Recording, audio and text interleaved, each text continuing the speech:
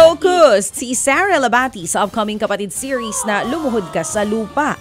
Ito ang comeback niya sa pag-arte sa telebisyon. Makakatangbal niya rito si Kiko Estrada at kasama rin sa cast ang ilang batikang artista katulad ni Gardo Versosa, Mark Anthony Fernandez, Sid Lucero at maraming iba pa. Ito yung pagkatapos ng Itbulaga. Ito agad mga kapatid. Wow. O diba, nag-enjoy ka sa Itbulaga, sabay, naku, tututo ka lalo dahil drama sa hapon.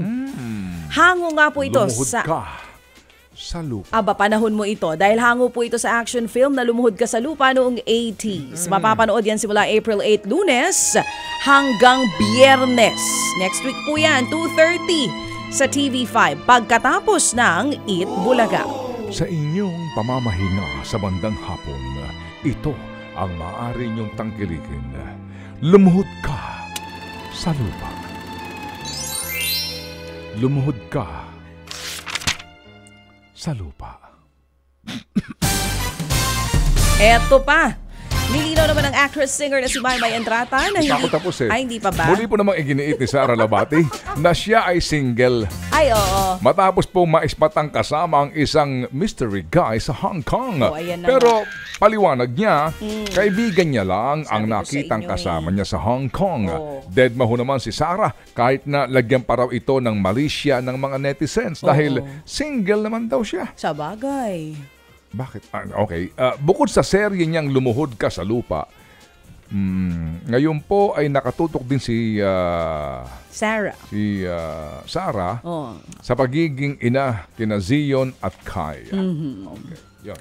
Samantala, nilinaw naman ng actress-singer na si Maymay Entrata na hindi tungkol sa kanyang ex ang huli niyang post on Instagram. Ay, break na sila?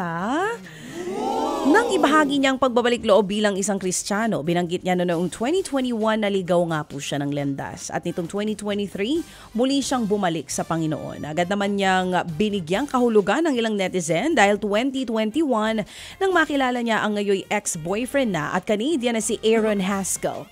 Pero paglilinaw ni Maymay, hindi ito tungkol kay Aaron at past trauma raw ang tinutukoy niya sa post. Pala desisyon kayo netizens. Panawagan niya sana'y maging mabuti na lang ang lahat sa kanyang ex-boyfriend. Samantala po, bago na maging Miss Universe, naging waitress daw sa United Kingdom si Pia Wurtzbach. At kahit artista siya sa Pilipinas, ay lumipad daw pa UK si Pia para maging waitress sa isang hotel.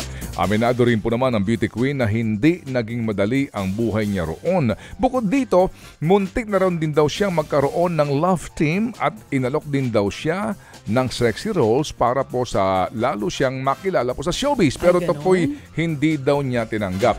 At kahit naman daw dream come true kay Pia ang pagkakapanalo nga sa Miss Universe, nakadagdag daw ito sa kanyang trauma. Lagi niya raw kasing kailangan pang patunayan noon na deserving siya sa corona.